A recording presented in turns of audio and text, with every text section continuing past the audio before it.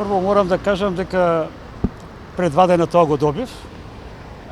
Иницијативата е поднесена од раководител на секторот Африм Шалио, а прифатена од директорот Томе Спировски. И поднесена е дисциплинска постапка против мене за 19 седми, петок, идниот петок, во 10 часот во Државниот просветен инспекторат. Причината за таа дисциплинска постапка сум направил несовесно работење, затоа што сум открил незаконитости констатирани на јавни високи функционери при владата на Македонија. Ги добив документите, смирено, се обратив до народниот правобранител, каде што од него барам на денот на инспекцијскиот, односно на дисциплинската постапка, на 19 во 10 часот, да има представник од нив. Се обратив до Хелсинскиот комитет, кој што исто така потврдија дека ќе достават представник да присуства на таа дисциплинска постапка против мене, и барам нормално да биде тоа јавно, и ги повикувам денес, а и во иднина ги повикувам новинарите, исто така да бидат присутни на тој настан, бидејќи ова за мене е еден историски чин, да еден инспектор, а имаме и многу други инспектори во други институции кои што немаат храброст да се одважат, да кажат, бидејќи има доста неправилности. Овие незаконски неправилности констатирани на Тетовскиот универзитет, на овие јавни функционери, како што министерот за образование, заменик министерот за внатрешни работи, директорот на индустријска сопственост, се незаконитости и давање еден лош пример како не треба да се работи. Згора на тоа, бев замолуван од министерот за образование да го сокријам ова, да го забошотам ова.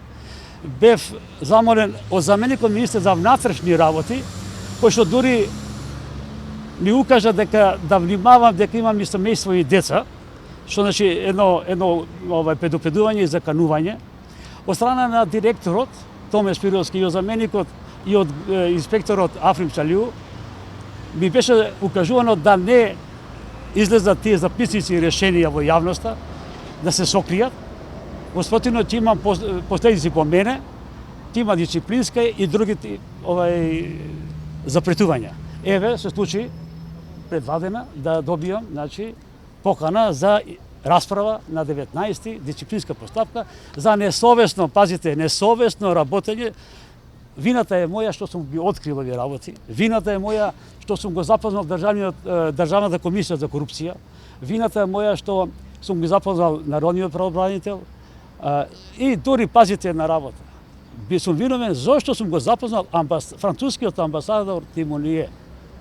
Пазите, не баре сум искажал некоја безбедносна тајна, која што тие записници, решенија и она се друго што ги имам, не е од таков карактер. И најголемите забелешки се што сум дал до сите портали, до сите телевизии, до вас, информација. Едноставно, таквото нешто ми се забранува со некоја си наредба од 2018 година, каде што, за да излезам во јавност, треба да го прашам директорот. Во даденава ситуација конкретно, директорот ми забрани да излезат сите овие неправилности во јавност. Ако јас тоа го сокријам, тоа значи правам криминално дело, значи соучесник во криминал. А јас тоа не сакам да бидам, бидејќи од јануар месец натака веќе одам во пензија и сакам мирно, достоинствено, професионално да се завршам мојата работна кариера, а нема да останам на тоа. После се тоа, јас планирам да напишам и книга, и таа книга да биде посветена за сите студенти кои што студираат правен факултет, да видат како нивните професори незаконито работаат. Рековте дека сте добивале закани, дали може би пријавивте во МВР во обвинителството, сепак станува збор за закани по живот, колку што може да рече? Така, пријавено е во невладините организации, Хелсински комитет, Народниот правобранител, Транспарент исто така. Побарано е, морам тоа да кажам, неколку пати да имам средба со министерот за внатрешни работи Оливер. Скоро пред недела ден и нешто, 2-3 пати се јавив. Дали господинот нема време да ме прими, што е причината не знам, или да ме насочи кај некој друг да ме прими, не знам, тоа е.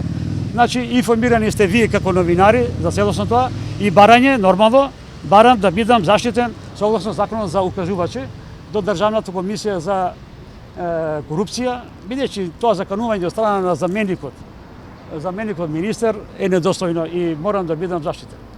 Пред известен период министерот за образование и наука Адеми искажа дека надлежните институции се тие кои што треба да постапуваат доколку има такво нешто.